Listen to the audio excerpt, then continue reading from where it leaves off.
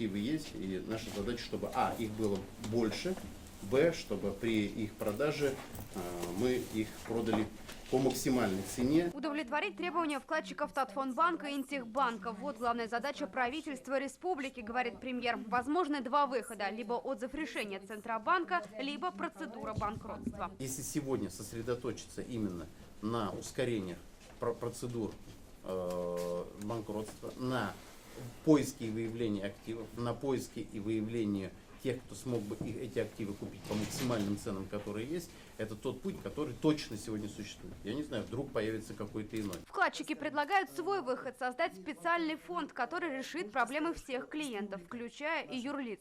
Республика должна создать фонд, куда вольют деньги государственные банки, государственные крупнейшие предприятия, а таких много, и сама республика, урезав бюджет на спорт, ненужные, международные ненужные мероприятия. Такая вот схема. Давайте мы там уменьшим бюджет, возьмем из бюджета республики, дадим денег, заставим другие предприятия, чтобы они отдали деньги вкладчикам. Ну, это точно не правовой вариант, который вряд ли будет реализован. Такой вариант не рассматривается, отметил Эльдар Халиков. Выход из ситуации может быть только правовым. Один из таких предложил министр экономики. Тем, у кого заморожены инвестиции, на помощь придет новая программа возвратного лизинга. Кабинет министров планирует выкупить оборудование у пострадавших предпринимателей. Сами выкупим, чтобы он получил деньги на поддержание своей ликвидности. А в последующем, через лизинг, это называется механизм возвратный лизинг, в последующем, соответственно, у него есть оборудование, он получил деньги за это оборудование, он может, соответственно, рассчитаться со своим поставщиком.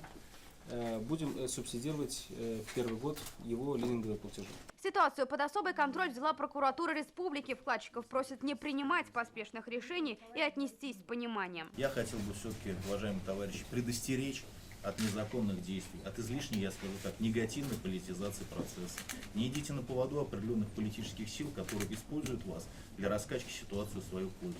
Сразу скажу, что всем незаконным действиям, особенно публичного характера, в случае их именно незаконным, повторю, действиям, будет дана соответствующая правовая оценка. Всем без исключения.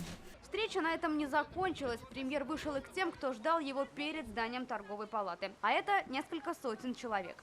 Мы вместе будем искать решение ситуации, а также через средства массовой информации объяснять и показывать, как вообще что происходит. Пока ситуация непростая.